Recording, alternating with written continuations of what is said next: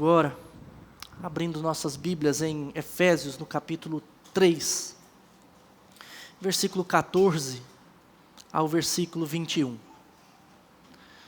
As crianças receberam aí um desenho dos dois lados, representando o amor de Jesus por nós, e uma pessoa orando para que a gente conheça esse amor de Jesus por nós. É basicamente isso o texto de hoje. Paulo orando a Deus para que a gente tenha noção, consciência, ou experiência do que é o amor de Deus para as nossas vidas. Vamos então ler Efésios 3, de 14 a 21. Por esta causa me ponho de joelho diante do Pai, de quem toma o nome toda a família, tanto no céu como sobre a terra. Para que, segundo a riqueza da sua glória, vos conceda que sejais fortalecido com poder, mediante o seu Espírito, no homem interior. E assim habite Cristo no vosso coração, pela fé, estando vós arraigados e alicerçados em amor, a fim de poderdes compreender com todos os santos qual é a largura, o comprimento, a altura e a profundidade, e conhecer o amor de Cristo que excede todo o entendimento, para que sejais tomados de toda a plenitude de Deus. Ora, aquele que é poderoso para fazer infinitamente mais do que tudo que pedimos ou pensamos, conforme o seu poder que opera em nós, a ele seja a glória na igreja e em Cristo Jesus, por todas as gerações, para todo o sempre. Uma oração que agrada a Deus. Acredito que todos nós oramos, né? Todos nós falamos com Deus, de alguma maneira. Alguns oram em público, outros, Deus me livre, pastor, me põe para orar em público não, que eu tenho vergonha. Mas seja em público ou em casa, todo mundo ora. Mas será que as nossas orações são atendidas por Deus, são ouvidas e é de fato a maneira como Deus gostaria que nós orássemos?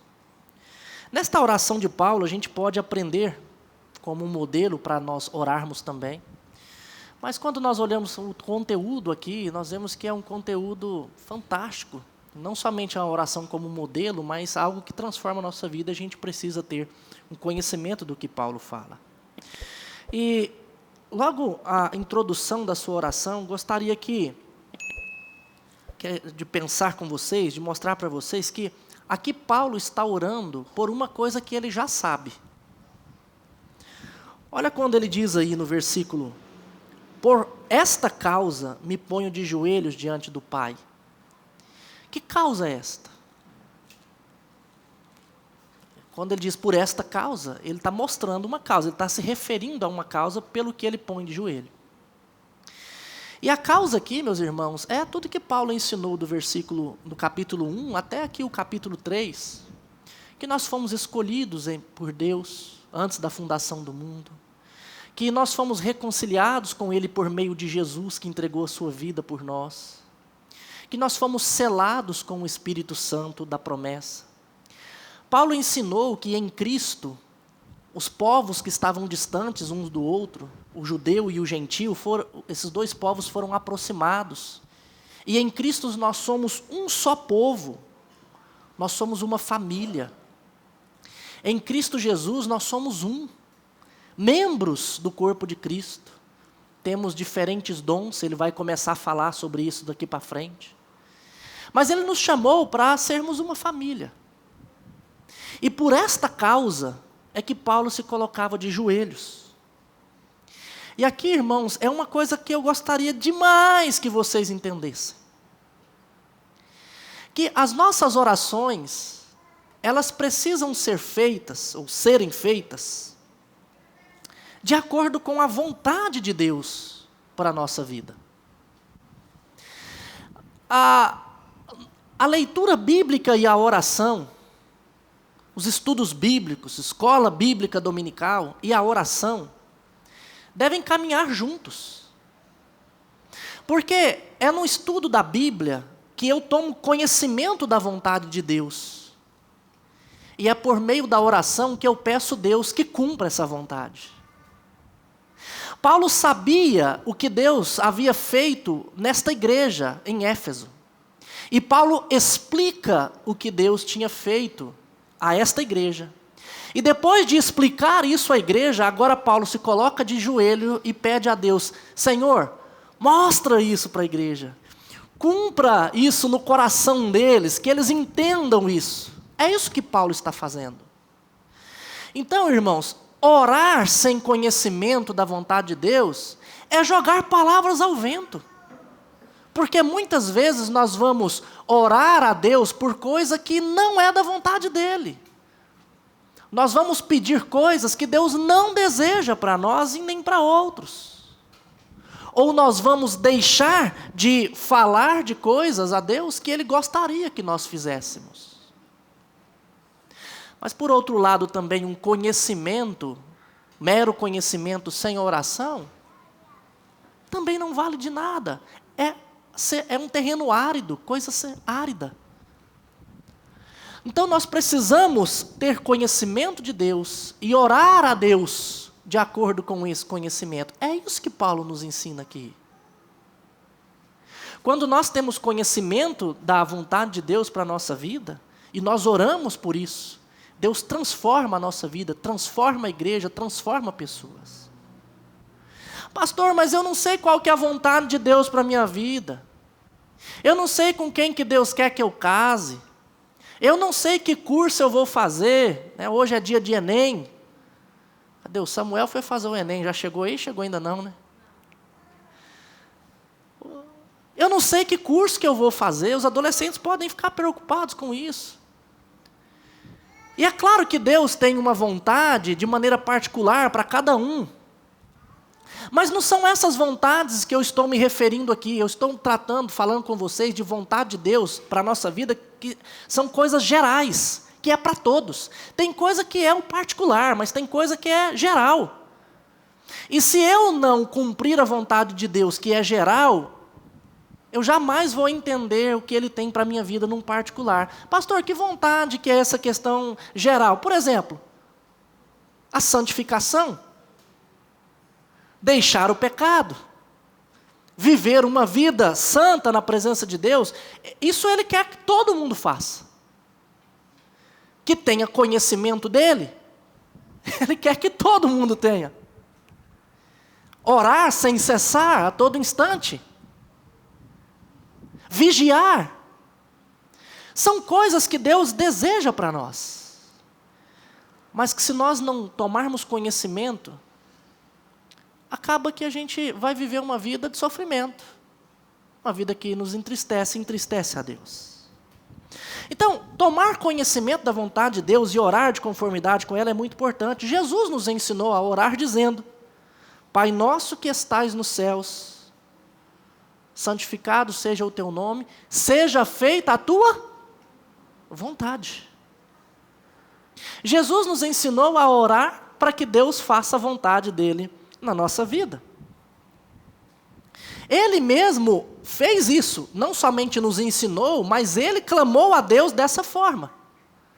Quando Ele estava indo para a cruz, Ele disse: se possível, passa de mim este, contudo seja feita a sua vontade. O próprio Jesus, em João capítulo 15, versículo 7, Ele diz o seguinte: se permanecerdes em mim, e as minhas palavras permanecerem em vós, pedireis o que quiseres, e vos será feito. Irmão, vocês têm noção desta palavra de Jesus para a nossa vida? Se eu permanecer nas palavras dEle, e se as palavras dEle estiverem em mim, eu vou pedir o que eu quiser, e isso vai ser feito. Sabe por que Jesus diz isso? Porque se eu tiver conhecimento da palavra dEle, e eu desejar que a palavra dEle se cumpra, a palavra dEle, a vontade dEle, Ele vai fazer. Então, quando nós temos uma real intimidade com Deus, nós pedimos as coisas e recebemos. Pedimos as coisas e recebemos. Mas muitas vezes nós pedimos e não recebemos, conforme Tiago nos ensina, porque nós pedimos mal. Nós pedimos para esbanjar nos nossos prazeres, nas nossas vontades. E então não conseguimos. Às vezes quero que Deus mude a minha vida, e peço a Ele, Senhor, muda a minha vida, faça isso. Mas no fundo, eu tenho desejado tantas outras coisas, eu quero que Ele me mude às vezes para outros desejos que sejam errados, ruins também. Portanto, irmãos, nós precisamos tomar conhecimento da vontade de Deus. E meus irmãos, para que a gente viva e experimente o que Deus fez por nós e tem feito por nós, nós precisamos tomar conhecimento da vontade dEle e orar para que Ele cumpra essa vontade em nós. Orar uns pelos outros. Orar uns com os outros. Em casa, na igreja, em todos os lugares, quando estivermos juntos. Nós precisamos sempre fazer isso. Agora, e aqui Paulo vai falar do conteúdo, né? Nós vamos ver o conteúdo dessa oração de Paulo. E Paulo diz o seguinte, que o desejo dele, o pedido dele, é que a gente seja fortalecido, que sejamos alimentados, ou melhor, habitados por Cristo Jesus, e que estejamos alicerçados ou arraigados em amor.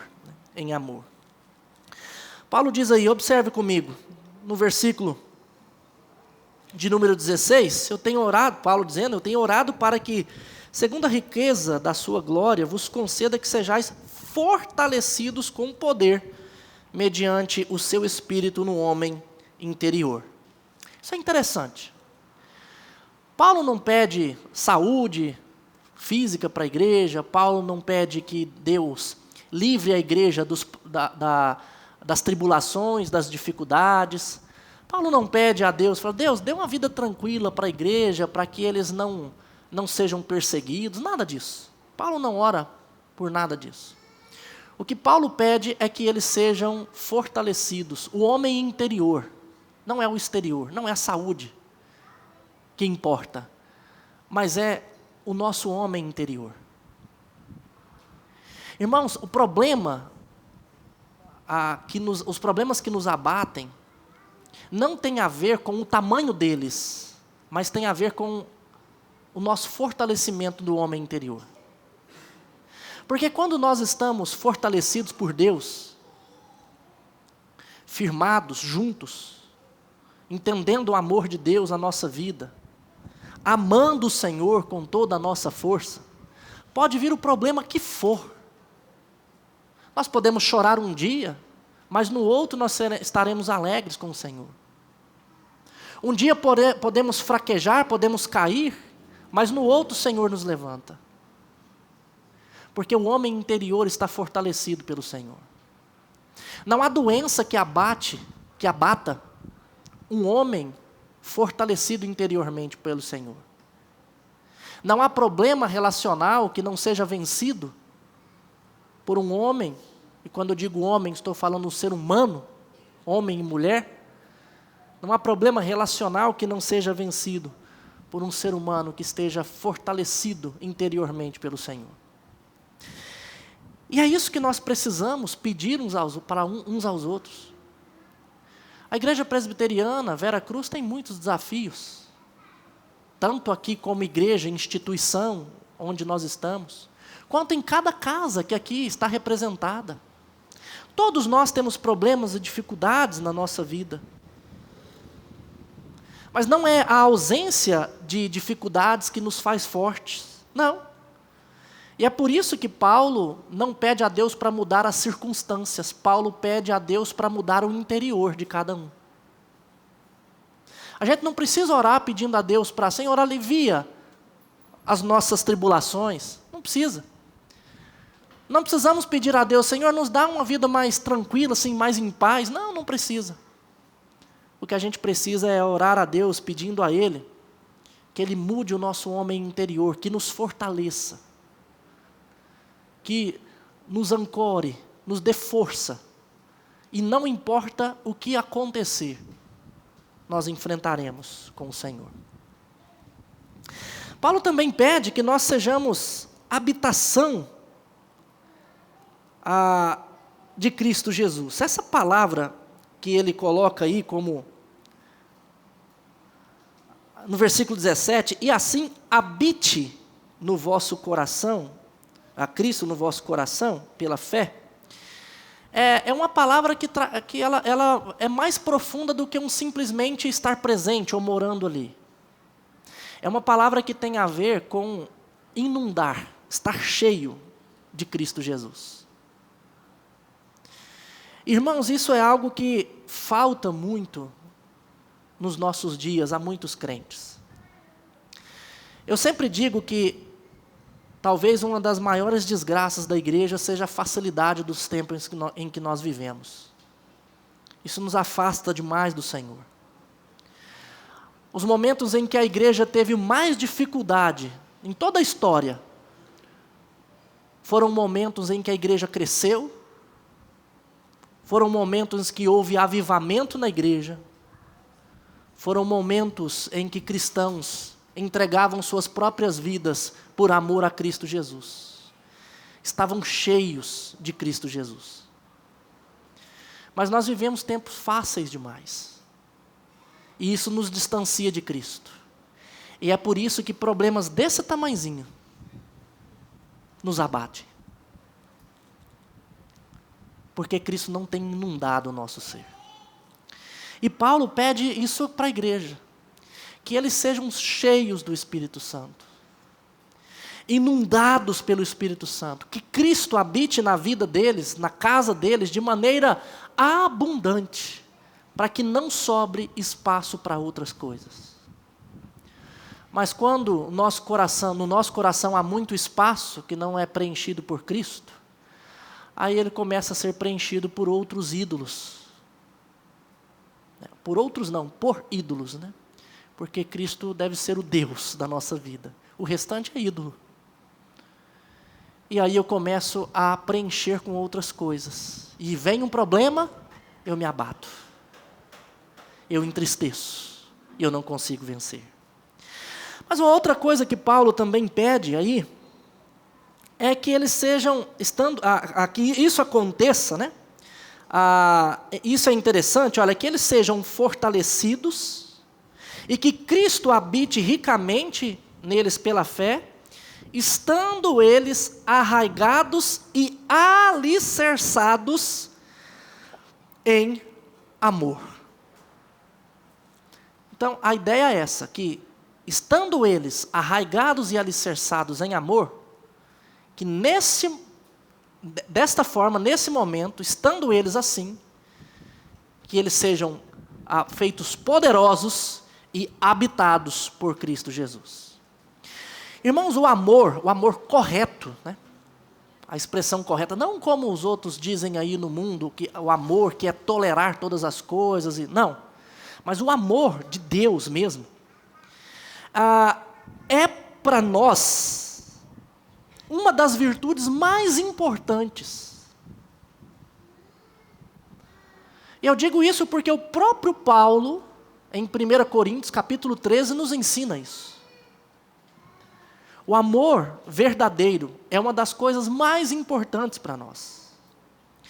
A nova humanidade que nós temos, ou o novo homem que foi feito em nós, foi feito família de Deus.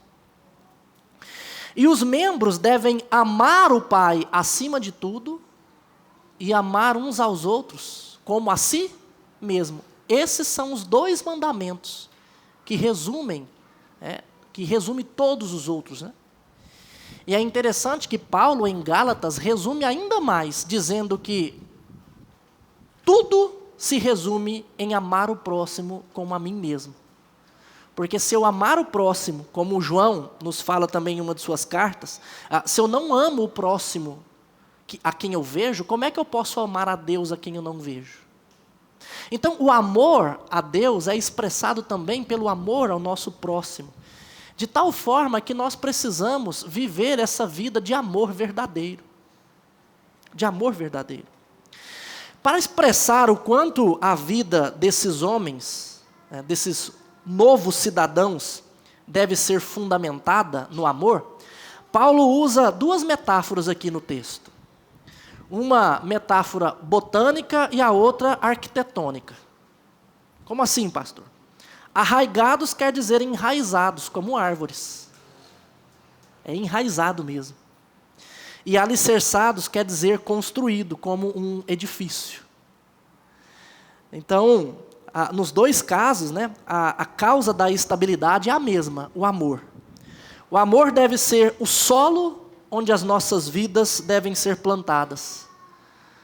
E da mesma maneira, o amor deve ser o fundamento em que as nossas vidas são edificadas. Nós precisamos desenvolver esse amor uns pelos outros e por Deus. Nós precisamos fazer isso. Eu estava lendo um livro de um escritor, inclusive professor de pregação, chamado Bryan Chapell. É um dos autores adotados no nosso seminário, inclusive, para falar sobre pregação. E ele disse que em uma de suas pregações ele estava ensinando as pessoas a mudarem, a deixarem o pecado e a fazerem aquilo que é correto. E a dinâmica de Paulo em Efésios é exatamente essa: a gente deixar o pecado, deixar o que é ruim e fazer o que é bom, tirar a roupa velha e vestir a roupa nova, se desfazer do velho homem e se refazer do novo homem. E ele falando que, olha, nós precisamos então fazer isso, precisamos orar, precisamos fazer tal coisa. E ele disse que um senhor chegou para ele e disse, olha, nada disso vai adiantar se não tiver amor. Ele ficou meio sem entender aquilo, disse que nunca mais encontrou aquele homem. Ele até questiona Deus, será que não era um anjo que estava falando ali para mim naquele dia, porque eu nunca mais encontrei esse senhor. Mas depois ele foi entender o que aquele senhor havia dito para ele. E, irmãos, isso também fez todo sentido para mim. Que o que me faz mudar é o amor que eu sinto por alguma coisa. Se eu não amo Jesus mais do que todas as coisas, eu não vou conseguir sair do pecado.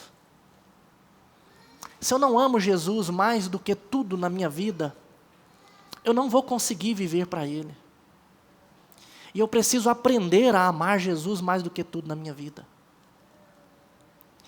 E uma das maneiras de nós aprendermos o amor de Jesus e mudarmos o nosso viver é amando uns aos outros. Aqui é um lugar de pecadores. Gente que age de maneira errada, gente que pensa de maneira errada, gente que peca, que fere uns aos outros. Esse é o lugar em que nós vivemos. Mas esse é o lugar onde nós devemos desenvolver o amor de Cristo Jesus. Próximo texto, Paulo vai falar sobre isso, suportar uns aos outros em amor. E meus queridos e amados irmãos, eu digo para vocês, vocês podem enfrentar inúmeras dificuldades na vida, eu não sei qual é essa dificuldade que você está enfrentando. De alguns eu sei, por visitar, de aconselhar, de estar mais junto, mas tem outros que eu não conheço as dificuldades que tem enfrentado. Mas seja ela qual for, você só vai conseguir vencer na medida em que você buscar amar mais o Senhor Jesus. E nós não conseguiremos amar mais o Senhor Jesus se não for por meio da leitura bíblica, por meio da participação nos cultos, por meio de estar uns com os outros, por meio da oração, nos jogando a isso. Com certeza, com esse amor, nós conseguiremos vencer. E Paulo pede a Deus que isso aconteça com um propósito. O propósito de nós desenvolvermos isso está aí nos versículos seguintes. Versículo 18, ele diz, então Paulo está dizendo, olha, que se vocês estiverem arraigados em amor, alicerçados em amor, construir a vida de vocês nesse amor, Eu tenho rogado a Deus para que Ele fortaleça o homem interior de vocês, que Cristo habite ricamente em vocês. E o objetivo disso, ele vai dizer, é a fim de poderdes compreender com todos os santos, não é individualmente, mas todos, juntos, qual é a largura, o comprimento e a altura e a profundidade, e conhecer o amor de Cristo que excede todo o entendimento, para que sejais tomados de toda a plenitude de Deus. Irmãos, a compreender e conhecer o amor de Deus. Compreender tem mais a ver com o intelecto. E conhecer tem a ver com intimidade, de experiência. Então, primeiro Paulo fala sobre compreender, e ele usa 4 expressões. O Dr. Russell Shedd, lendo um de seus livros que falava sobre isso, ele propõe o seguinte, eu achei bem interessante, que a largura do amor de Cristo abrange os membros de toda língua, povo, raça e nação. A largura do amor abrange todas as pessoas, todos os lugares. Jesus ama a gente aqui, mas ama o indiano lá na Índia, o esquimó lá dos polos, na Antártida. Jesus ama a todos aqueles que Ele chamou, e o amor dele é largo dessa maneira. Ele também fala que o cumprimento aponta para o tempo, começando desde antes da fundação do mundo e indo até depois de tudo isso. Quando é que Deus nos escolheu antes da fundação do mundo? Então, o amor de Deus é algo que vem desde lá e vai até a eternidade.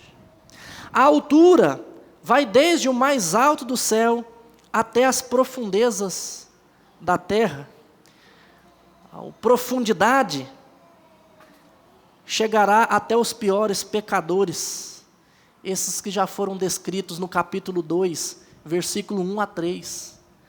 Nós éramos pecadores, que não conhecíamos a Cristo, e não importa qual dos piores pecadores nós somos, o amor de Deus, Ele alcança até as piores profundidades. Eu sempre digo a vocês que existe uma maneira de expressar a cruz, de Cristo, que é a salvação pela cruz, que é um abismo, 2 lados e tendo um abismo, Deus de um lado e nós do outro, e aí tem a cruz que nós podemos passar e ir até Deus. Mas eu sempre digo que essa não é a melhor imagem que expressa a nossa salvação, porque nós não estávamos de um lado de um abismo, mas o que a Bíblia nos ensina é que nós estávamos no fundo do abismo.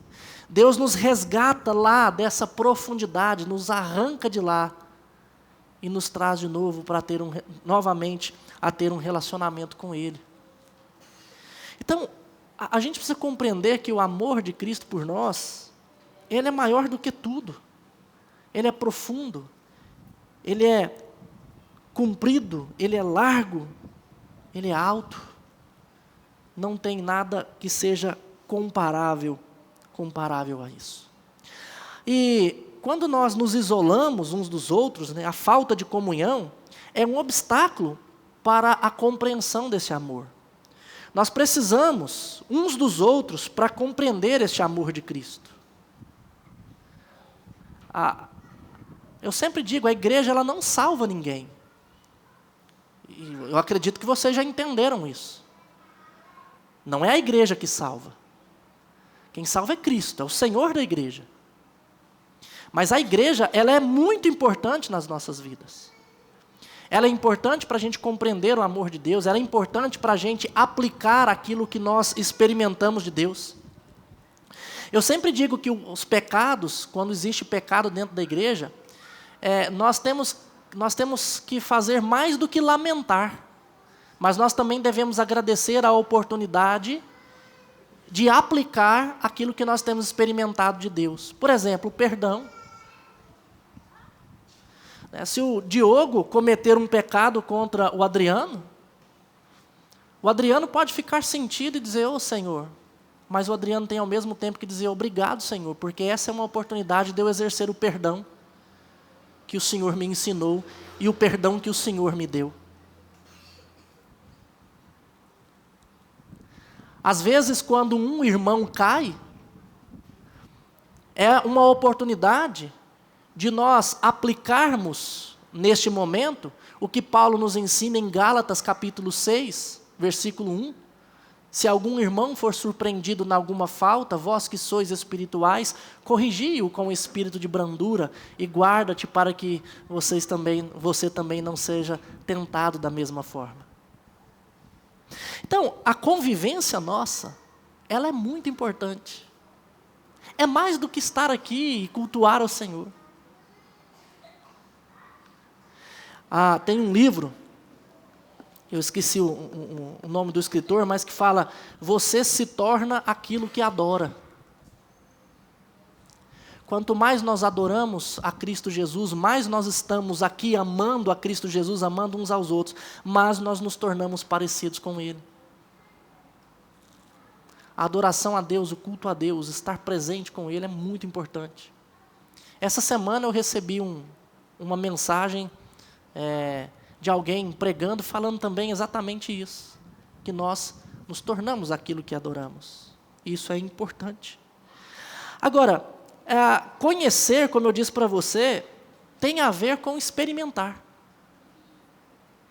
E é fantástico que Paulo diz o seguinte, olha só, aí no versículo 19.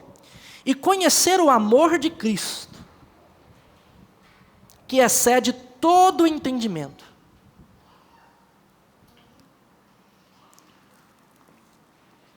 Você quer que eu explique para você o que é esse amor de Cristo? Quer que eu explique? Explique. Querem ou não? Querem? Eu não posso. Porque ele excede todo o entendimento. É um amor, meus irmãos, que você só vai conhecer se você experimentar. Eu expliquei aqui um monte de coisa sobre esse amor, mas Paulo está dizendo que a plenitude desse amor, ela excede todo entendimento. Não há explicação disso, porque é só experimentando para a gente ter noção do que é. É por isso que muitas vezes a gente vê alguém em meio a um sofrimento cantando a Deus, e a gente fala assim, gente, como é que ele consegue ainda ter alegria em meio a tanta desgraça? É por isso que a gente vê algumas coisas acontecendo, pessoas que amam o Senhor Jesus de tal forma que a gente fala assim, fica encantado com isso. E a gente não consegue explicar, porque excede todo o entendimento. Você quer experimentar desse amor, meu querido? Se você quiser experimentar este amor, você precisa mais e mais se aproximar de Cristo Jesus.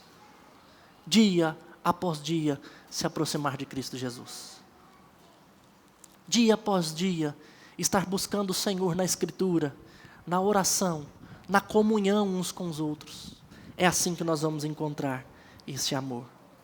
E nós, então, encontrando isso, nós seremos tomados de plena, como ele diz no final, da plenitude de Deus. Ou seja, nós seremos plenos do Espírito Santo, plenos de Cristo Jesus. Aí a tristeza vai embora, a angústia some, os desafios se tornam menores, e a gente consegue viver bem junto com o Senhor, quando nós experimentamos assim. Ora, e dessa maneira Paulo conclui, e eu concluo também, dizendo, ora, aquele que é poderoso para fazer infinitamente mais do que tudo quanto pedimos ou pensamos, conforme o seu poder que opera em nós, a Ele seja a glória na igreja em Cristo Jesus, por todas as gerações e para todos sempre. Amém. O que Paulo conclui aqui dizendo? Deus, a Ele seja a glória. que Ele seja glorificado através da igreja. Como que Ele vai ser glorificado através de nós? Fazendo exatamente aquilo que Paulo está pedindo.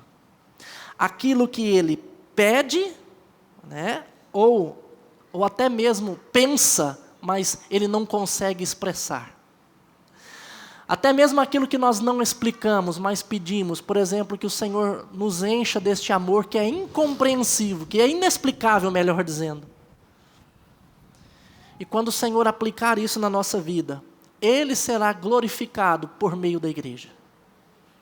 Irmãos, a oração de Paulo é exatamente essa, para que nós vivamos o Evangelho de verdade. Sejamos igreja verdadeira, que ame uns aos outros, que esteja fortalecido, arraigado, alicerçado em amor. Não importa se no nosso meio haja pecado, se um entristeça o outro, não importa, não é esse o problema. Não importa quantas desilusões nós teremos juntos, quantas decepções nós causaremos, não importa. O que Paulo está pedindo é que Deus fortaleça o homem interior de cada um. Deus, que Cristo habite ricamente. Que a gente esteja alicerçado em amor. E se isso acontecer, se Deus fizer isso através de nós, as pessoas vão olhar para esta igreja e vão dar glórias a Deus, porque esse povo vive diferente. Porque é uma igreja onde relacionamentos, onde casamentos são restaurados, onde relacionamento entre pais e filhos são restaurados, onde há perdão, onde há reconciliação entre as pessoas, onde um está caído e tem 10, 20 que está ali ajudando a levantar e a caminhar com ele. É lugar onde um passa necessidade, mas logo vem o outro e diz: deixa eu te ajudar. Imagine se Deus for glorificado através dessa igreja, desta forma, meus irmãos. Se isso acontecer é porque Deus está ouvindo a nossa oração e Deus está transformando a nossa vida, transformando a igreja e, consequentemente, cada um de nós estaremos mais parecidos com Cristo Jesus.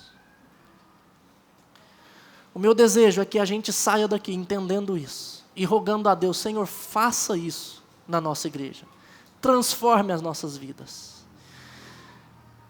E nós podemos orar dessa maneira e dizendo: Senhor, comece em mim. Comece em mim.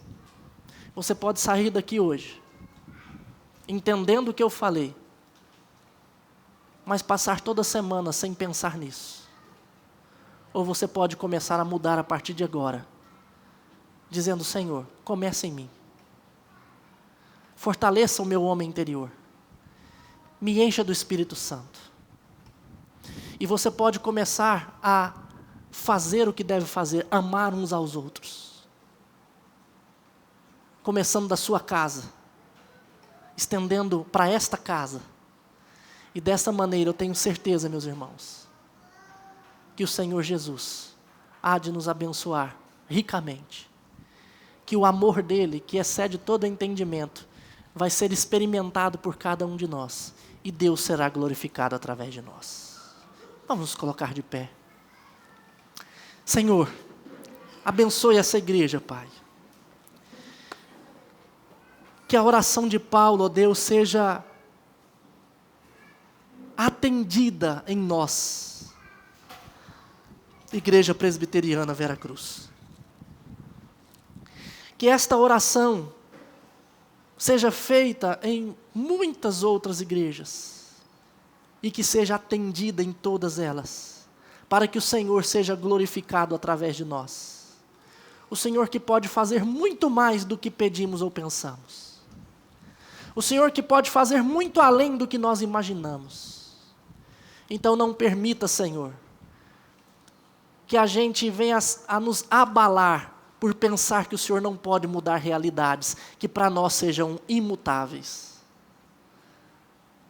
Mas que nós possamos descansar, que o Senhor muda tudo e pode fazer tudo muito mais do que pedimos ou pensamos. E agora, irmãos, que a graça do nosso Senhor e Salvador Jesus Cristo, que o amor de Deus o Pai, e que a eterna comunhão do Espírito Santo repouse sobre vós hoje e para todo sempre. Amém. Amém.